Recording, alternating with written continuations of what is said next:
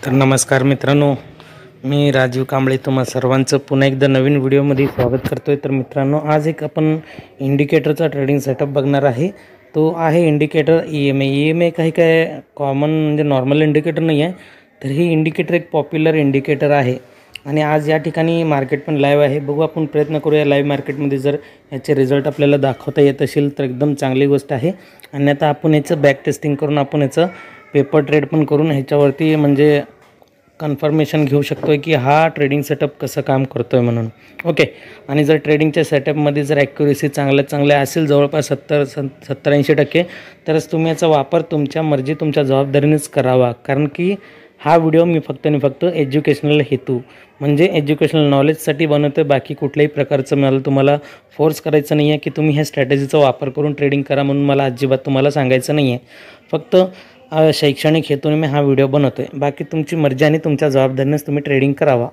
तर इथं आपण सर्वात आधी काय करूया, एक हे सांगतो आहे तुम्हाला मी। आता हे जे आपण इंडिकेटर वापरणार आहे, आता इंडिकेटर कुठला EMA म्हणजे काय, एक 2 लाईन असतात अशा प्रकारचे। तर याच्यामध्ये काय होतं, 2 लाईन घेतला आपण तर हे EMA पण कुठलं घ्यायचं सांगतो आहे, 9 आणि 20 EMA। आता ते कसं काय सेटिंग वगैरे काय आहेत का ते पण थोड्या वेळात आपण चर्चा करणार आहे त्याच्यावरती सविस्तरपणे, म्हणून व्हिडिओला स्किप न करता कंप्लीट बघा। तर 2 EMAचे लाईन कसं होतं, एखादा EMA एकाला क्रॉस केलं तर या ठिकाणी आपलं काय होतं, एक कन्फर्मेशन तयार होतं की इथं एंट्री पॉईंट आहे म्हणून। मग मार्केट जसं वर जाईल, वरून पुन्हा एक ट्रेंड चेंज होत असते, पुन्हा हे असं जाणार आणि हे ह्याला क्रॉस करणार, इथून वरून क्रॉस करणार। मग त्यानंतर इथं एक कॅन्डल बनतं आहे तर डाऊन साईडला एंट्री आपलं इथं कन्फर्मेशन होतं। हे अशा प्रकारचं इंडिकेटर काम करतं आहे। म्हणजे इंडिकेटर काय करतं आहे तुम्हाला EMA थोडक्यात सांगतो, एक असं जात असते आणि एक त्याला क्रॉस करून वरती गेलं तर आपण काय करणार, निश्चितच कॉल बाय करणार, आणि वरती गेल्यानंतर पुन्हा असं खाली क्रॉस केलं तरी आपण निश्चितच इथं PEमध्ये एंट्री करणार, पुट बाय करणार। तर आता आपल्याला ह्याच्यामध्येच काय करायचं, कधी एंट्री करायचं ते आपल्याला तुम्हाला सांगतो मी। ज्या वेळेस आपण ह्या इंडिकेटरचा वापर करतो आहे त्यावेळेस इथं जे बघताय तुम्ही, इथं दोन्ही पण लाईन एका रेंजमध्ये आहेत बरं का, दोन्ही लाईन एका रेंजमध्ये आहेत। जसं की EMA बघितलं एकदम असं जवळजवळ राहिला, असं चिटकून चालला असं एकदम। तर अशा प्रकारे असताना आपल्याला काय करायचं आहे, इथं एंट्री करायचं नाही आहे, म्हणजे ह्या ट्रेडिंग सेटअपचा वापर करायचंच नाही आहे। मग आपल्याला काय करायचं आहे, ज्या वेळेस इंडिकेटरच्या लाईनमध्ये अशा प्रकारचे मोठे गॅप असतील आणि त्यावेळेस क्रॉस करून वरती जाईल तर कॉल बाय करायचं। ओके, आणि क्रॉस करून ज्या वेळेस खाली येईल एवढा मोठ्या गॅपमध्ये म्हणतो मी, तर त्यावेळेस आपल्याला पुटमध्ये एंट्री करायचं आहे। म्हणजे कॅन्डलचे जे इंडिकेटरचे जे लाईन्स आहेत त्याच्यामध्ये एक प्रकारचा, तर तुम्हाला इथं एक एक्झाम्पल देतो, इथं दिसेल तुम्हाला।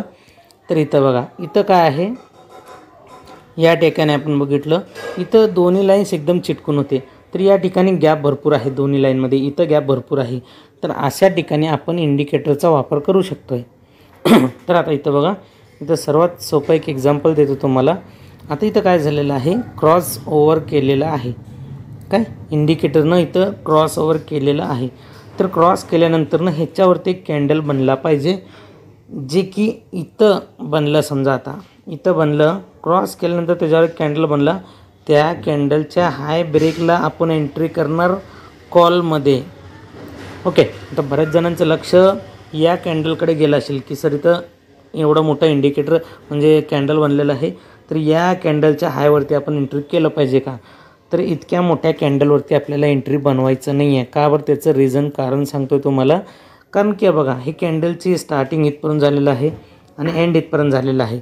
जवळपास आपण याचे जर पॉईंट जर मोजले, आपण समोर किती 24,560 ते 24,600, ओके, 40-50 पॉईंटचा हा कॅन्डल आहे। तर इतका मोठा कॅन्डल म्हणजे SL आपल्याला लागणार कितीचं, 40 ते 50 पॉईंटचा SL लागणार। मग इतका मोठा SL आपल्याला परवडणार का? तर परवडणार अजिबात नाही आहे। मग ज्या वेळेस एखादं इंडिकेटर क्रॉस ओव्हर करेल, वरच्या साईडला गेलं, आपण कॉल बायसाठी तयारी करायचं आहे आणि कॅन्डल छोट्या ह्याला क्रॉस करून तिथं क्लोज केलेलं पाहिजे।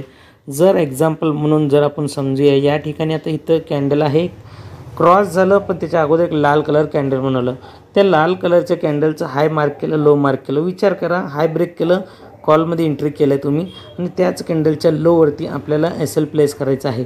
जरी एस एल उडला तरी तो कॅन्डलचा साईज बघून तुम्ही अंदाज लावू शकताय की तुमचं एस एल म्हणजे किती लॉस होऊ शकतं एवढ्या छोट्याशा कॅन्डलमध्ये, बरं का. तर एवढ्या छोट्याशा कॅन्डलमध्ये नक्कीच आपला लॉस मोठा होणार नाही आहे. म्हणून आपल्याला काय करायचं आहे, ज्यावेळेस पण इंडिकेटर क्रॉस ओव्हर होईल त्यावेळेस छोटंसं एखादं कॅन्डल जर इंडिकेटर खालून क्रॉस करून जर वर जात असेल तर आपल्याला कॉल बाय करायचा आहे सिम्पल. आणि जर वरून खाली क्रॉस करून खाली जात असेल तर आपल्याला पुट बाय करायचं आहे सिम्पल. ओके.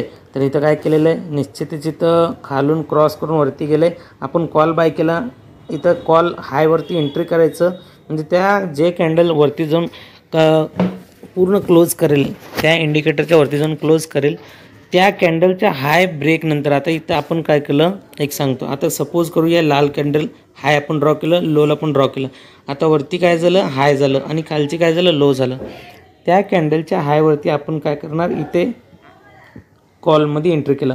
त्या कॅन्डलच्या लोवरती आपण काय केलं, इथं एस एल लावलं. तर टार्गेट आपल्याला 1:1 ते 1:2 आणि ती टार्गेट घेत असताना वरून आपल्याला, कारण आपण आता नक्कीच कॉल बाय केलं म्हणजे वरती आपल्याला रेजिस्टन्स फेस करावं लागेल. जर रेजिस्टन्स तिथं कुठं जवळपास असेल किंवा एखादं स्ट्राईक लेवल म्हणजे round figure number, psychological number वगैरे असेल तर त्याच्यात मात्र नक्कीच लक्ष द्या. कारण की काय होतं, एंट्री बनवलं आणि थोडं वर गेलं आणि ह्या रेजिस्टन्सला धडकून पुन्हा खाली आलं तर तुम्ही जर एस एल लावलेलं नसाल तर तुमचं एस एल हिट होऊ शकतं. म्हणून निश्चितच वरती तुम्हाला काय करायचं आहे, रेजिस्टन्स बघायचं आहे. ओके. रेजिस्टन्स माझं नक्कीच बघायचं आहे जेणेकरून तुमचा एस एल हिट होता कामा नये. आणि तुम्ही जिथं कुठं पण एंट्री करणार त्याच्या खाली एस एल लावायचं आहे 1:1, 1:2. त्यानंतर एक पाठीमागचं रेजिस्टन्स बघायचं आहे तुम्हाला आणि इकडे या ठिकाणी आपल्याला एक सायकोलॉजिकल नंबर बघायचा आहे, बरं का. तर या दोन गोष्टीचा विचार करायचा आहे. 1:1 किंवा 1:2चं तुमचं टार्गेटचं जवळपास तुमचं एक टार्गेट ठेवायचं आहे. आणि जसं जसं मार्केट पुढं जाईल आपल्या टार्गेटनुसार आपण एस एलला ट्रेल करत पुढं कंटिन्यू जायचं आहे. तर हे कॉल साईडचं होतं तुम्हाला दाखवायचं. तर आता आपण एक छोटंसं एक्झाम्पल बघूया. आपण पुट साईडला बघूया आपण कुठं आपल्याला अशा प्रकारे दिसतंय का. आता बघा इथं पूर्णपणे इथं काय झालेलं आहे, या ठिकाणी तुम्ही जर नीट बघितलं, लक्ष दिलं, पूर्ण इथं चिटकूनच कॅन्डल्स म्हणजे लाईन जे आहे इंडिकेटरचा तो पूर्णपणे चिटकूनच चाललेला आहे. मग आपल्याला निश्चितच या ठिकाणी ह्याचं ट्रेडला अवॉइड करून टाकायचं. बघा जिथं इथं हे लाईन चिटकून आलेलं आहे तिथं जास्त आपल्याला फोकस करायचं नाही आहे. आता इथं बघा एकदम सोपं उदाहरण जेणेकरून तुम्हाला क्लिअरली समजेल. आता इथं काय झालेलं आहे, या लाईन्समध्ये इतका मोठा गॅप आहे आणि त्यानंतरनं क्रॉस करायला चाललं आहे. आणि इथं एक कॅन्डल आहे ग्रीन कलरचा, त्याच्या हायवरती जर आपण काय केलं, एक लाईन ड्रॉ केलं आणि त्याच कॅन्डलच्या लोवरती पण ड्रॉ केलं तर वरती हाय झालं आणि खाली लो झालं. तर वरती रेजिस्टन्स आणि खाली सपोर्ट झालं. तर त्याचा हाय ब्रेक करताच आपल्याला काय करायचं आहे, लगेच इथं एंट्री करायचं आहे. कशामध्ये आपल्याला एंट्री करायचं आहे, तर निश्चितच आपल्याला काय करायचं आहे, कॉलमध्ये एंट्री करायचं. त्याच खाली आपल्याला एस एल प्लेस करायचं आहे आणि टार्गेट बघू शकतो इथून इथपर्यंत म्हणलं तर इथं 1:1 हे 1:2 इथपर्यंत टार्गेट तुम्हाला दिलेलं आहे मार्केटनं ऑलरेडी. आणि जर हे सगळं काढलं आपण जर बघितलं मार्केट तिथपर्यंतच का बरं गेलं, जसं तुम्हाला म्हणलं मी एक तुम्हाला एक्झाम्पल मगाशी सांगितलं होतं, जिथं कुठं पण तुम्ही एंट्री करणार. आता या हिरव्या कॅन्डलच्या हाय ब्रेकवरती एंट्री केल्यात तर वरी इथपर्यंतच का बरं आलं आहे, कारण की पाठीमागचा ऑलरेडी इथं रेजिस्टन्स आहे मार्केट. म्हणून या साईडला पण इथपर्यंतच येऊन मार्केट काय केलं, इथून डाऊन ट्रेंडचं मुवमेंट केलेलं आहे, बरोबर.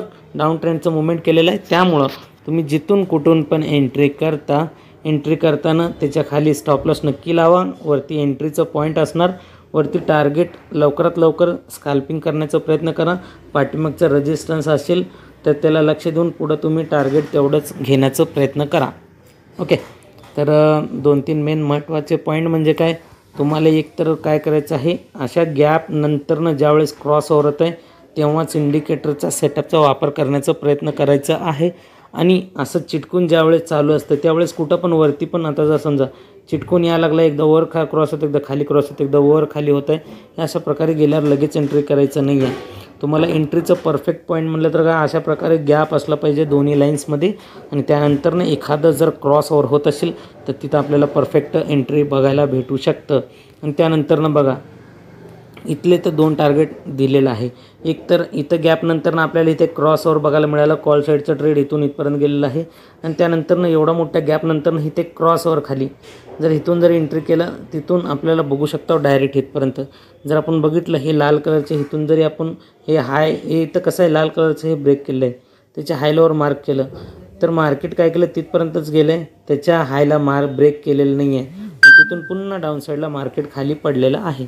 तर मार्केट इथपर्यंत खाली गेलेलं आहे कशामुळं तर नीट जर तुम्ही बघितलं मार्केट इथपर्यंतच का बरं आलं आहे खाली. इथून जर डाऊन साईडला ब्रेक करून इथपर्यंत का आलं कारण की ऑलरेडी पाठीमागचा इथं एक सपोर्ट आहे त्यामुळं समोर जाऊन मार्केट तिथंच थांबला.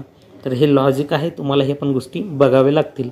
एंट्री करताना सपोर्ट रेजिस्टन्सचा तुम्हाला नक्कीच ध्यान ठेवावं लागेल जेणेकरून तुमचं एंट्री झाल्यानंतर मार्केट रिव्हर्सल होऊ नये. आणि जिथं कुठं पण तुम्ही एंट्री करणार त्याच्या अगोदर जर तुम्हाला कॅन्डलस्टिक पॅटर्नची माहिती असेल तर मग एकदम जबरदस्त काम होईल तुम्हाला. आता हे बघू शकता या ठिकाणी इथं काय झालेलं आहे क्रॉसओव्हर इथं झालं इंडिकेटरचं पण त्याच्या अगोदरच तुम्हाला सिग्नल इथं मिळालेलं आहे कारण की डोजी कॅन्डल आहे सिंगल कॅन्डलस्टिक पॅटर्नमध्ये येते. त्या कॅन्डलचं हाय ब्रेक करताच एंट्री कॉलमध्ये त्यानंतरनं मग इथं इंडिकेटर सिग्नल दिलं आहे तुम्हाला की इथं क्रॉसओव्हर झालं आहे म्हणून. पण त्याच्या अगोदर तुम्हाला इथंच कळालं आहे की डोजी कॅन्डल फक्त कन्फर्मेशन काय त्याचं हाय ब्रेक करताच आपल्याला एंट्री करावं लागेल. आणि इथं जर बघितलं आपण ह्या चौकटीमध्ये इथं तरी तिन्ही कॅन्डल मिळून एक ट्रिपल कॅन्डलस्टिक होत आहे जे की एक मॉर्निंग कॅन्डलस्टिक पॅटर्न असंच काहीतरी म्हणतात. मला ते थोडं कसं नाव म्हणजे गडबड होतं आहे. तर ते मॉर्निंग कॅन्डलस्टिक पॅटर्न जर तुम्हाला पूर्ण सविस्तरपणे कॅन्डलस्टिक पॅटर्नची माहिती घ्यायची असेल तर आपल्या चॅनलवरती प्लेलिस्टमध्ये अवेलेबल आहे सिंगल डबल आणि ट्रिपल कॅन्डलस्टिक पॅटर्न. तर ते तुम्ही एकदम सविस्तरपणे डिटेलमध्ये एकदम सोप्या शब्दामध्ये एक्सप्लेन करून त्या व्हिडिओमध्ये मी बनवण्याचा प्रयत्न केला आहे. निश्चितच तुम्ही प्लेलिस्टमध्ये जाऊन बरेचसे technical analysis candlestick chart patterns किंवा वेळेवरती कुठल्या प्रत्येक टाईम फ्रेमवरती वेगवेगळ्या स्ट्रॅटेजीज बरेच काही गोष्टी त्या ठिकाणी मी प्लेलिस्टमध्ये अवेलेबल करून दिलेल्या आहेत. निश्चितच एकदा तुम्ही काय करा या व्हिडिओनंतरनं प्लेलिस्ट नक्कीच चेक करा. बरेचसे तुम्हाला तिथं नॉलेजेबल व्हिडिओज बघायला मिळतील. ओके तर आता हा व्हिडिओ तुम्हाला कसा वाटला एकदम साध्या सोप्या सिंपल पद्धतीचा कॉन्सेप्ट आहे. सेटिंग वगैरे सगळं काय तुम्हाला थोडक्यात जर सेटिंगमध्ये गेलं तुम्ही 2 EMI घ्यायचा आहे. तर 2 EMI घ्यायचा आहे. EMI म्हणजे मूव्हिंग ॲव्हरेज एक्सपोनेन्शियल.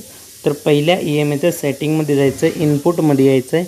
इनपुटमध्ये तुम्हाला इथं फक्त 2च गोष्टी चेंज करायचं आहे. पहिला लेंथ जे आहे ते 20 ठेवायचं आहे. जी काय 21 वगैरे काहीतरी असेल तर 20 ठेवायचं आहे बाकी तसंच ठेवायचं आहे. आणि स्मूथिंग लाईनमध्ये तुम्हाला SMA असतं तिथं EMI करून घ्यायचं आहे. बस ह्याची सेटिंग एवढीच आहे. आणि ह्याच्यानंतरनं ह्याच्या स्टाईलमध्ये जायचं आहे. मी इथं निळा कलर ठेवलेला आहे. तुम्हाला तुमच्या मर्जीनं कलर ठेवता येईल तसं काय हरकत नाही पण तुम्हाला माहीत राहिलं पाहिजे की कुठल्या EMIचं कुठलं कलर आहे. हे पहिलं इंडिकेटरचं सेटिंग. आता खालच्या दुसऱ्या इंडिकेटरमध्ये येऊया.